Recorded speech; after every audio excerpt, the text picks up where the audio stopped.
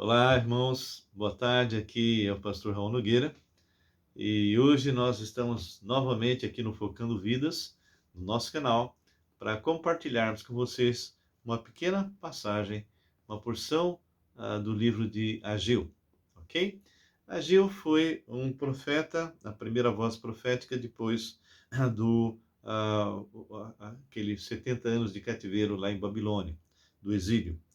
E quando Ciro entra, o Medo-Persa, ele envia um grupo de pessoas, Esdras e outros, para que reconstruíssem o templo.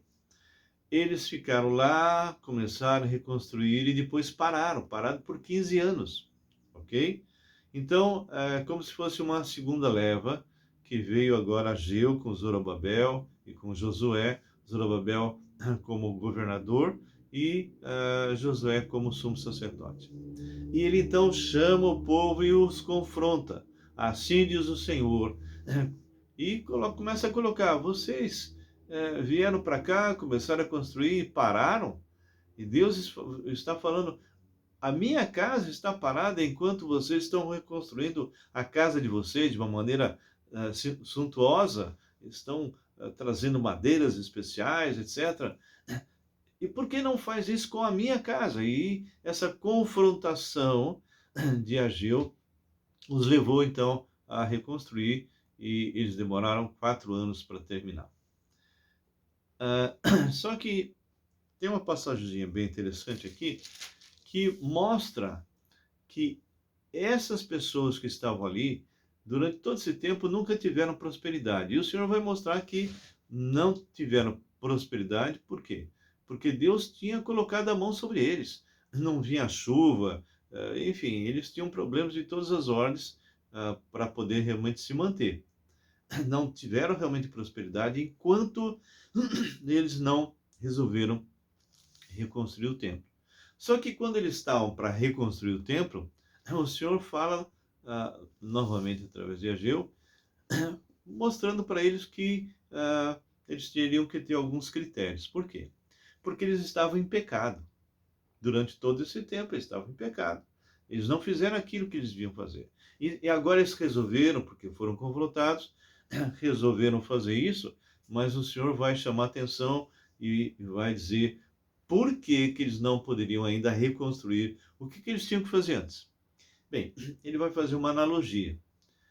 Antes de nós começarmos, eu só quero lembrar que toda quarta-feira e todo sábado, lá no Face, Raul Nogueira, nós estamos dando na quarta escatologia, mas quando terminar a gente vai pegar outros assuntos, e normalmente no sábado nós estamos expondo livros. Agora nós estamos terminando o livro de Hebreus, ok? Então visite 16 horas toda quarta e todo sábado. Bem, voltando, eu queria que vocês entendessem bem essa passagem. É uma passagem muito interessante que eu gosto muito, ok? Eu tenho vou fazer 74 anos agora em setembro. E eu, de alguma maneira, comendo o que as pessoas hoje falam comida de verdade, fazendo exercício, etc., eu tenho uma saúde boa, ok? Então, eu não tenho condições de contaminar os meus filhos com a minha saúde. O que eu posso é ser uma motivação para eles, ou seja, eu posso ser uma influência, ser um modelo para que eles possam, então, buscar ter saúde também. Mas eu não tenho condições de contaminá-los com a minha saúde, ok? Eles é que vão ter que fazer isso, se eles realmente quiserem ter uma saúde semelhante. Muito bem. Mas nós estamos na época aí dessa epidemia. Então o vírus está em mim agora. Vamos supor que eu estivesse hoje contaminado. E a pergunta é: eu tenho condições de contaminar as outras pessoas com esse vírus que está em mim? E a resposta é sim. E como é que eu vou fazer? Simplesmente essas pessoas, vamos supor os meus filhos, ou qualquer outro que estivesse assim, dentro da minha casa, que não tivesse imunidade, que não tivesse uma boa saúde, possivelmente eles com muita facilidade seriam contaminados, ok? Então, eu posso transferir esse vírus para alguém que está realmente sem imunidade, não tem se alimentado de forma adequada, não tem feito exercício, não tem realmente tomado vitamina D3, enfim. E isso realmente só não vai acontecer se essas pessoas que estiverem ao meu lado estiverem muito bem de saúde. Então, eu não vou ter condições de realmente contaminá-los. E, quando muito, alguns deles vão pegar, mas alguma coisa leve, ok? Mas eu não vou conseguir contaminá-los, amém? Se bem que hoje mesmo uma pessoa com saúde dizem que seria contaminada. Ora, vamos agora fazer uma analogia, tá bem? É o que ele faz aqui, e é isso que eu quero que vocês prestem bastante atenção. Ageu 2:10. Está falando para o povo. Ao 24º dia do mês nono, do segundo ano de Dario, veio a palavra do Senhor por intermédio do profeta Ageu, dizendo: Assim diz o Senhor dos Exércitos, pergunta agora ao sacerdote a respeito da lei. Então agora ele vai estar perguntando, confrontando, e essa pergunta é muito interessante. Olha só o que ele vai falar. Se alguém leva carne santa nas faldas de sua veste, ou seja, eles tinham um aventalzão, e imagina eles fazendo um sacrifício e um pedaço de carne ficasse grudado ali nessas vestes, ok? Se alguém, então, leva carne santa, ou seja, que foi santificada, né, nas faldas da sua veste, e elas vierem a tocar no pão, ou no cozinhado, ou no vinho, ou no azeite, ou em qualquer outro mantimento, ficará isto santificado. Ou seja, a carne que está assim, no meu roupão aí, é santa, porque ela foi oferecida e é considerada por Deus santificada, separada mesmo. E ele está perguntando, se ela tocar essas coisas, por acaso, pelo fato da carne ser santa, ela vai tornar essas coisas, o pão, o azeite, enfim, o cozinhado, vai tornar essas coisas santa também? E a resposta deles é não. Não. A santidade não tem condições de ser transferida. Da mesma forma que a saúde não tem condições de ser transferida. Mas, olha o que ele fala agora. Então perguntou a Ageu: se alguém que tinha tornado impuro pelo contato com o corpo morto, vou ler novamente.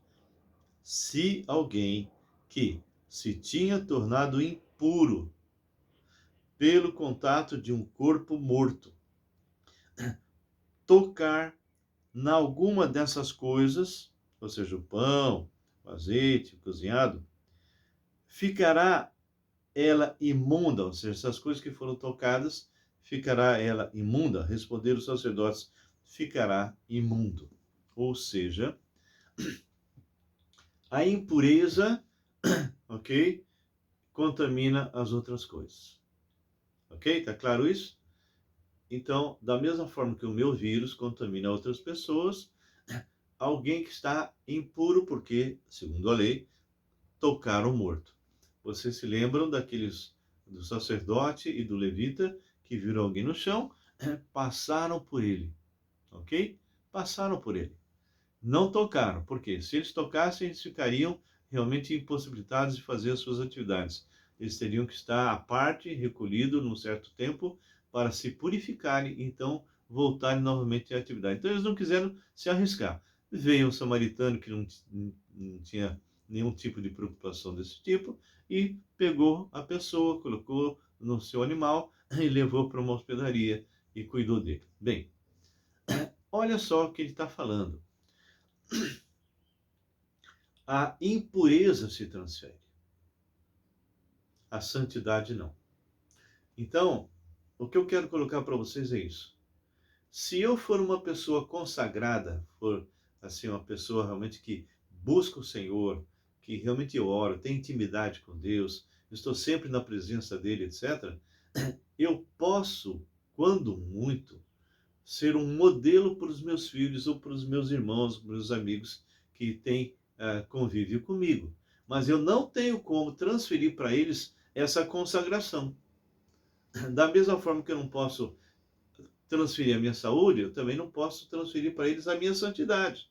A minha santidade é pessoal. E cada um deles pode olhar, talvez, para mim e dizer: puxa, eu quero também me consagrar que nem o pastor Raul é. Eu quero estar exatamente assim, buscando o Senhor, tendo intimidade com o Senhor. Mas aí, nessa consagração, o que é? Individual, pessoal. Ok? É óbvio que eu posso estar dessa maneira consagrado e as pessoas que estão comigo não se interessarem e continuar andando em iniquidade. Ok? Agora, imagina que eu, como influenciador, sou uma pessoa que de repente eu começo a andar em iniquidade, andar em pecado. Então, eu com muita facilidade posso contaminar aquelas pessoas que estão à minha volta. Por quê? Porque todos nós temos uma natureza decaída propensa à iniquidade, propensa ao pecado.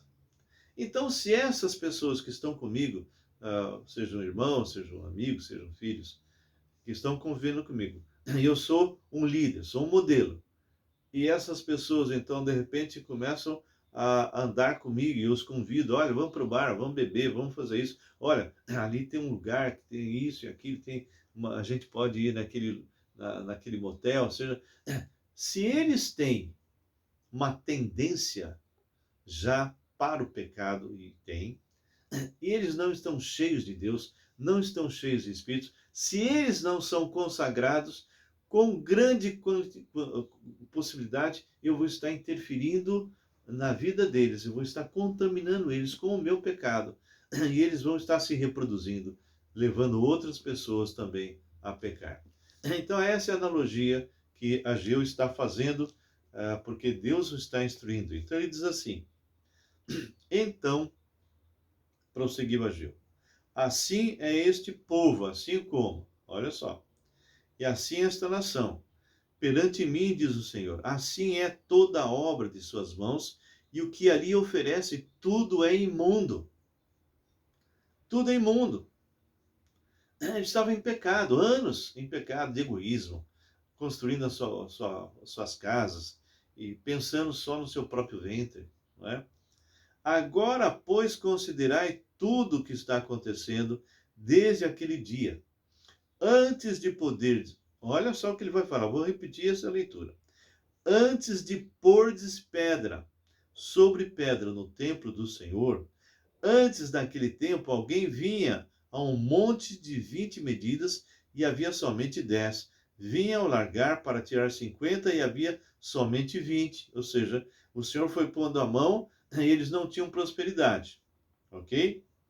E aí ele diz por quê? Eu os feri com queimaduras, e com ferrugem, e com saraiva, em toda a obra das vossas mãos. E não houve entre vós quem voltasse para mim, diz o Senhor. Ou seja, vocês não se arrependeram. Apesar de eu estar pondo a mão, impedindo a sua prosperidade, vocês não entenderam que eu estava fazendo isso, não se arrependeram e não se consagraram. Vocês estão em pecado, vocês estão imundos, semelhante àquela pessoa que colocou a mão num corpo. E eles, perante mim, são considerados imundos. Nesse caso aqui, vocês estão em pecado. Então, antes de vocês quererem colocar a pedra sobre pedra e reconstruir o templo, vocês têm que acertar isso comigo. Vocês têm que se arrepender dos seus pecados. Então ele fala: considerai-o, eu vos rogo, desde esse dia em diante, desde o 24º dia do mês nono, desde o dia que se fundou o templo do Senhor, considerai nessas coisas. Ou seja, pensa no que eu estou falando. Se vocês se arrependem, o que vai acontecer? Já não há semente, por enquanto, não há semente no celeiro. Além disso, a videira e a figueira, a romeira e a oliveira não têm dado os seus frutos, mas desde esse dia vos abençoarei, se realmente vocês se arrependerem e voltarem para mim. Eu não sei da sua vida, não sei como está, mas uma coisa eu digo: você realmente é alguém que Deus escolheu antes da fundação do mundo para ser santo e irrepreensível diante dele. Lá em Romanos capítulo 6, deixa bem claro que o pecado não tem mais domínio sobre você e que você não deve oferecer o seu corpo ao pecado como escravo, mas se consagrar ao Senhor.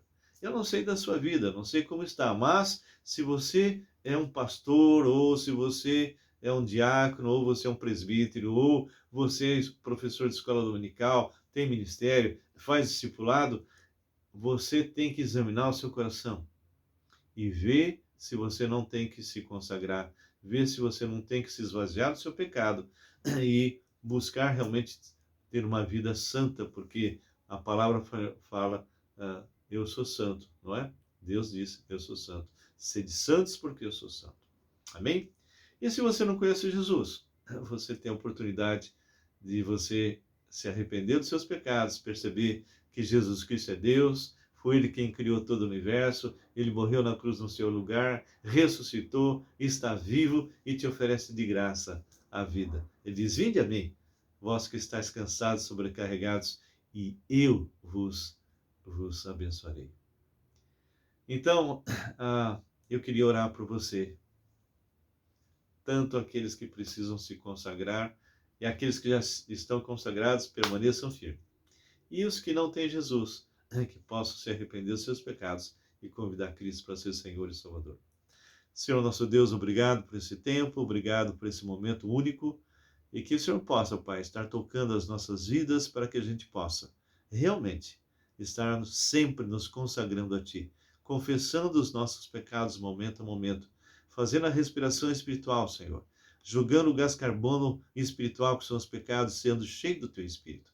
Pessoas que eu preciso pedir perdão, pessoas que eu preciso perdoar, e pecados que só eu e Deus conhecemos. Pai, toque o coração de alguém aqui que não tem Jesus, para que se arrependa e aceite Jesus como Senhor e Salvador. Em nome dele oramos e agradecemos.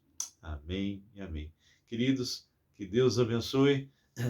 Se vocês quiserem entrar em contato comigo, 99911-5272, 011, São Paulo. Se tiver alguma pergunta ou algum tipo de dúvida, ou apenas colocar, olha, a tua mensagem tocou a minha vida, hoje eu sou do Senhor. Que Deus abençoe. Até uma próxima.